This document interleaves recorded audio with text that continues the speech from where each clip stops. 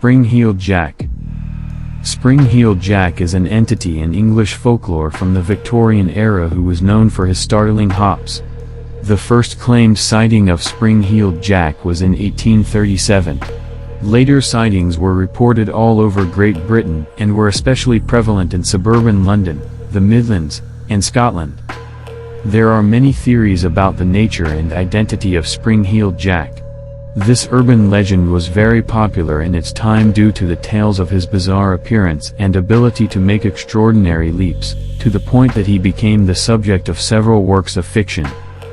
Spring-heeled Jack was described by people who claimed to have seen him as having a terrifying and frightful appearance, with diabolical physiognomy, clawed hands, and eyes that resembled red balls of fire. One report claimed that, beneath a black cloak, he wore a helmet and a tight-fitting white garment like an oilskin. Many stories also mention a devil-like aspect.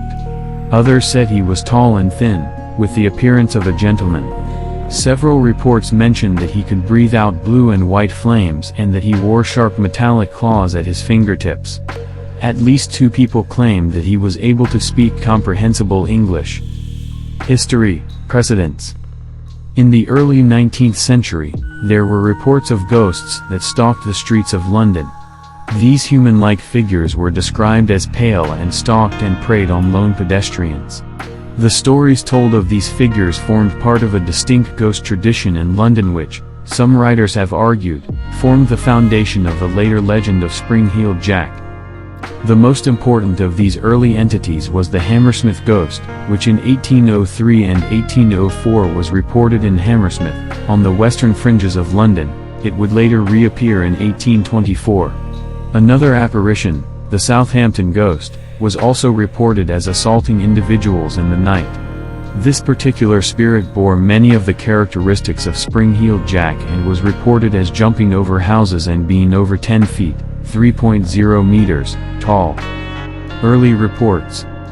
The first alleged sightings of Spring-heeled Jack were made in London in 1837, and the last reported sighting is said in most of the secondary literature to have been made in Liverpool in 1904. According to much later accounts, in October 1837, a girl named Mary Stevens was walking to Lavender Hill, where she was working as a servant, after visiting her parents in Battersea. On her way through Clapham Common, a strange figure leapt at her from a dark alley. After immobilizing her with a tight grip of his arms, he began to kiss her face while ripping her clothes and touching her flesh with his claws, which were, according to her deposition, cold and clammy as those of a corpse. In panic, the girl screamed, making the attacker quickly flee from the scene. The commotion attracted several residents, who immediately launched a search for the aggressor, who could not be found. The next day, the leaping character is said to have chosen a very different victim near Mary Stevens' home, inaugurating a method that would reappear in later reports. He jumped in the way of a passing carriage, causing the coachman to lose control, crash, and severely injure himself. Several witnesses claimed that he escaped by jumping over a 9-foot, 2.7 meters, high wall while babbling with high-pitched, ringing laughter. Gradually, the news of the strange character spread, and soon the press and the public gave him the name Spring-heeled Jack. Official recognition. A few months after these first sightings, on January 9, 1838, the Lord Mayor of London, Sir John Cowan, revealed at a public session held in the Mansion House an anonymous complaint that he had received several days earlier, which he had withheld in the hope of obtaining further information.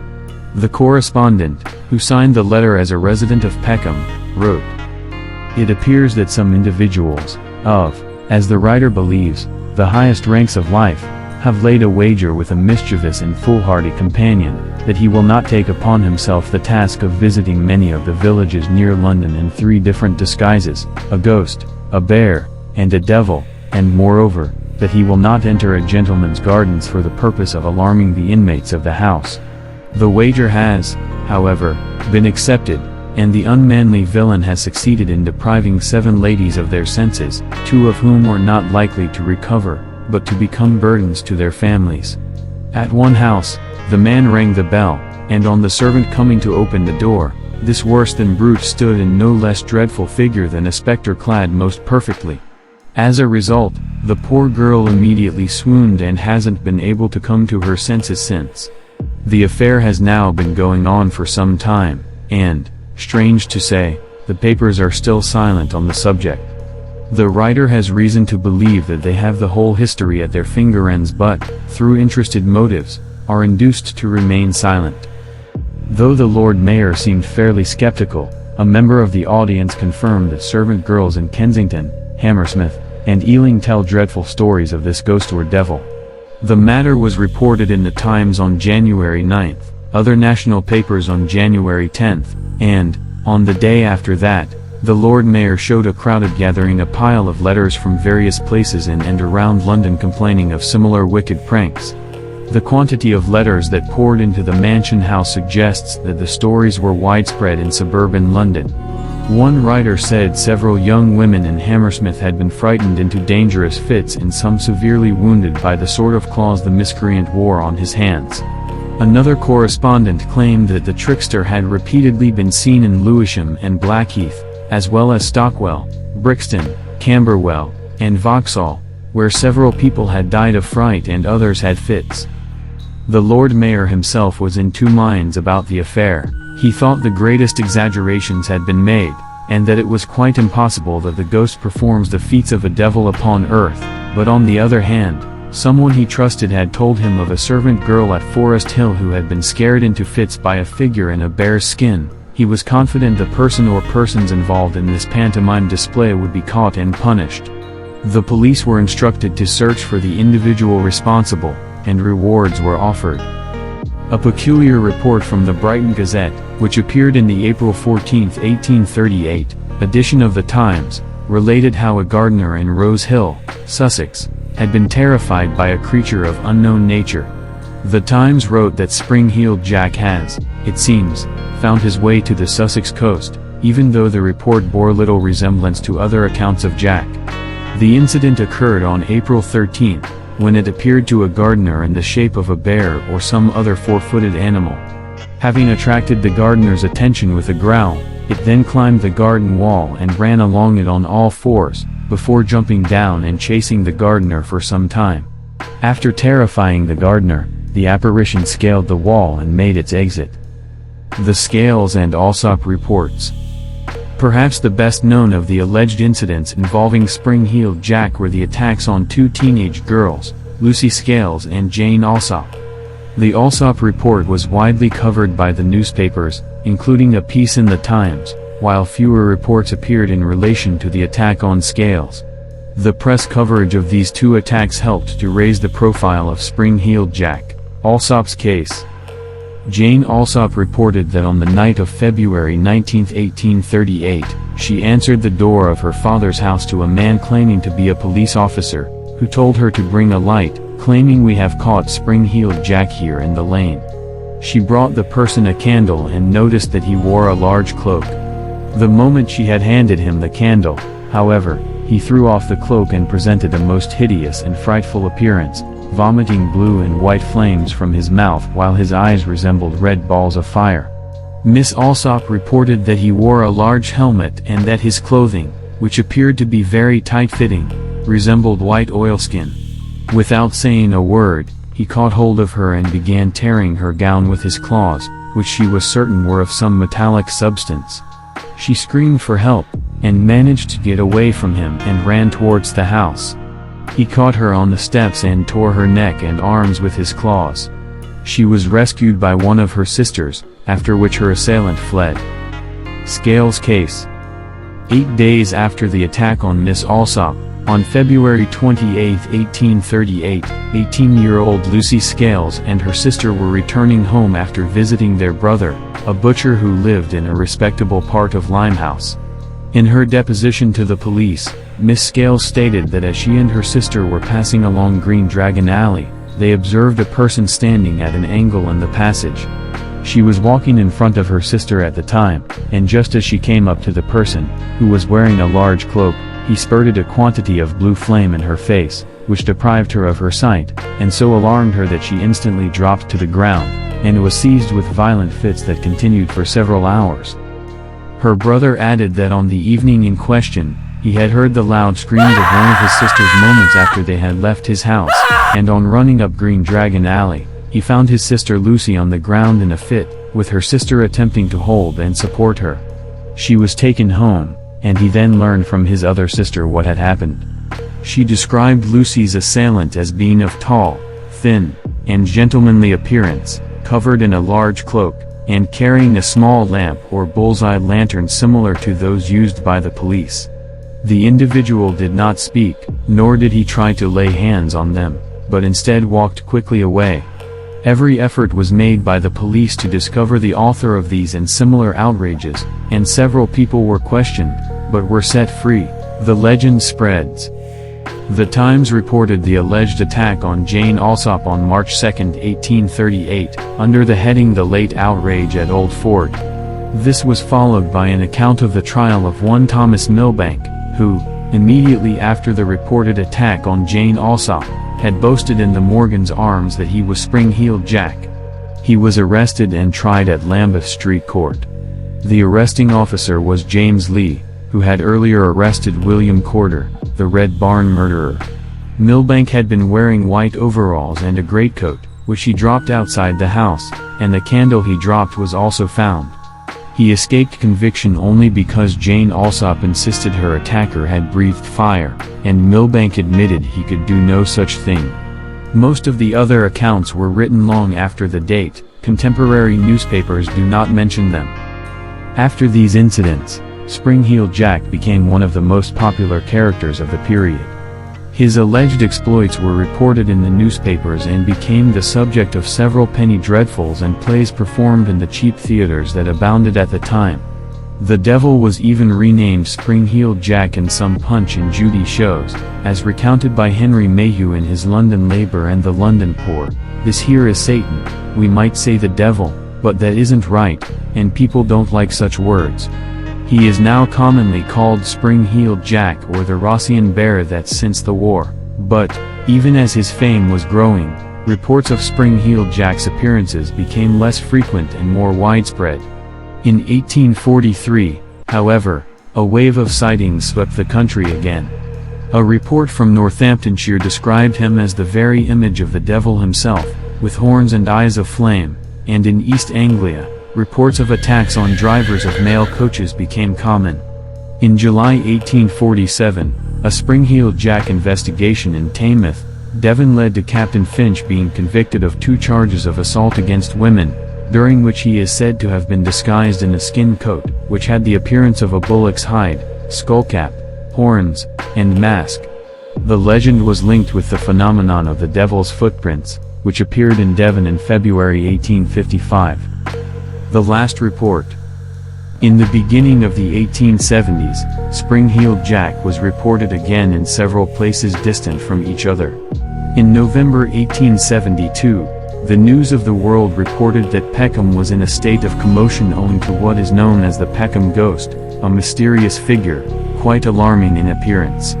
According to the editorial, it was none other than Spring-Heeled Jack who terrified a previous generation. Similar stories were published in the Illustrated Police News.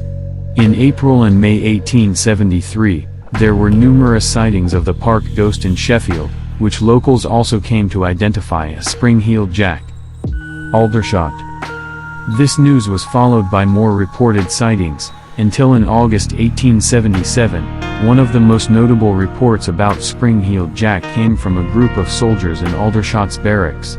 This story goes as follows. A sentry on duty at the North Camp peered into the darkness, his attention attracted by a peculiar figure advancing towards him.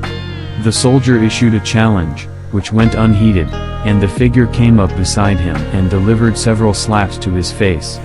A guard shot at him, but with no visible effect. Some sources claim that the soldier may have fired blanks at him, others that he missed or fired warning shots. The strange figure then disappeared into the surrounding darkness with astonishing bounds. Lord Ernest Hamilton's 1922 memoir, 40 Years On, mentions the Aldershot appearances of Spring-Heeled Jack.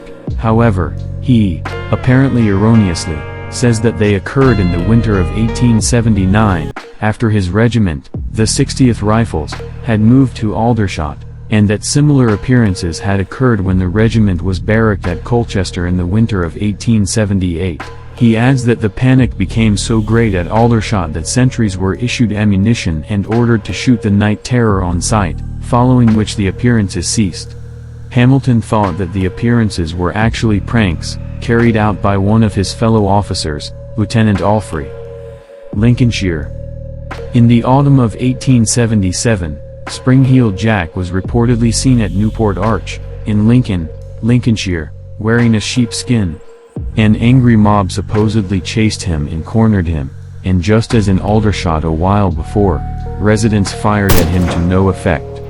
As usual, he was said to have made use of his leaping abilities to lose the crowd and disappear once again. Liverpool. By the end of the 19th century, the reported sightings of Spring-Heeled Jack were moving towards the northwest of England. Around 1888, in Everton, North Liverpool, he allegedly appeared on the rooftop of St. Francis Xavier's Church in Salisbury Street. In 1904, there were reports of appearances in nearby William Henry Street. Modern sightings. In the late 1970s, residents of Attercliffe, Sheffield, began to complain about a red-eyed prowler who grabbed women and punched men.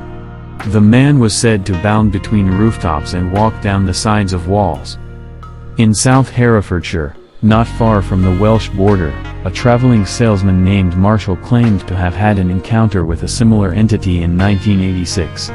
The man leaped in enormous, inhuman bounds, past Mr. Marshall on the road, and slapped his cheek. He wore what the salesman described as a black ski suit, and Marshall noted that he had an elongated chin. He was sighted again at an unspecified point after by schoolchildren in West Surrey, who claimed he was all black, with red eyes, and had a funny all-in-one white suit with badges on it. They also said he could run as fast as a car and would approach dark-haired children and tell them, "I want you." In February 2012, Scott Martin and his family were traveling home by taxi from Stoneleigh at about 10:30 p.m. when they saw a dark figure with no features run across the road in front of them, before climbing over a 15-foot, 4.6-meter, roadside bank in seconds, near Nescott College on the Yule bypass. The family later likened the figure to the legendary Spring-Heeled Jack. Theories. No one was ever caught and identified as Spring-Heeled Jack. Combined with the extraordinary abilities attributed to him and the very long period during which he was reportedly at large, this has led to all sorts of theories of his nature and identity. While several researchers seek a rational explanation for the events, other authors explore the more fantastic details of the story to propose different kinds of paranormal speculation. Skeptical positions. Skeptical investigators have dismissed the stories of Spring-Heeled Jack as mass hysteria that developed around various stories of a bogeyman or devil that have been around for centuries, or from exaggerated urban myths about a man who clambered over rooftops claiming that the devil was chasing him. Other researchers believe that some individual may have been behind its origins, being followed by imitators later on. Spring-Heeled Jack was widely considered not to be a supernatural creature but rather one or more people with a macabre sense of humor. This idea matches the contents of the letter to the Lord Mayor, which accused a group of young aristocrats of being the culprits after an irresponsible wager. A popular rumor circulating as early as 1840 pointed to an Irish nobleman, the Marquis of Waterford, as the main suspect. Haining suggested this may have been due to his having previously had bad experiences with women and police officers. The Marquis was frequently in the news in the late 1830s for drunken brawling, brutal jokes, and vandalism, and was said to do anything for a bet. His irregular behavior and his contempt for women earned him the title the Mad Marquis, and it is also known that he was in the London area by the time the first incidents took place. In 1880, he was named as the perpetrator by E. Cobham Brewer, who said that the Marquis used to amuse himself by springing on travelers unawares, to frighten them, and from time to time others have followed his silly example. In 1842, The Marquis married and settled in Curragmore House, County Waterford, and reportedly led an exemplary life until he died in a riding accident in 1859. Skeptical investigators have asserted that the story of Spring-Heeled Jack was exaggerated and altered through mass hysteria, a process to which many sociological issues may have contributed. These include unsupported rumors, superstition, oral tradition, sensationalist publications, and a folklore rich in tales of fairies and strange, roguish creatures. Gossip about his alleged leaping and fire-spitting abilities, his alleged extraordinary features, and his reputed skill in evading apprehension captured the minds of the superstitious public, especially as time passed, giving the impression that Spring-Heeled Jack had suffered no effects from aging. As a result, a whole urban legend was built around the character, being reflected by contemporary publications, which in turn fueled this popular perception. A variety of wildly speculative paranormal explanations have been proposed to explain the origin of Spring-Heeled Jack, including that he was an extraterrestrial entity with a non-human appearance and features, retro-reflective red eyes, or phosphorus breath, and a superhuman agility deriving from life in a high-gravity world, with his jumping ability and strange behavior, and that he was a demon, accidentally or purposefully summoned into this world by practitioners of the occult, or who made himself manifest simply to create spiritual turmoil. Fortean authors, particularly Loren Coleman and Jerome Clark, list Spring-Heeled Jack in a category named phantom attackers, with another well-known example being the Mad Gasser of Mattoon. Typical phantom attackers appear to be human, and may be perceived as prosaic criminals, but may display extraordinary abilities, as in Spring-Heeled Jack's jumps, which, it is widely noted, would break the ankles of a human who replicated them, and or cannot be caught by authorities. Victims commonly experience the attack in their bedrooms, homes, or other seemingly secure enclosures. They may report being pinned or paralyzed, or, on the other hand, describe a siege in which they fought off a persistent intruder or intruders. Many reports can be readily explained psychologically, most notably as the old hag phenomenon, recorded in folklore and recognized by psychologists as a form of hallucination. In the most problematic cases, an attack is witnessed by several people and substantiated by some physical evidence, but the attacker cannot be verified to exist.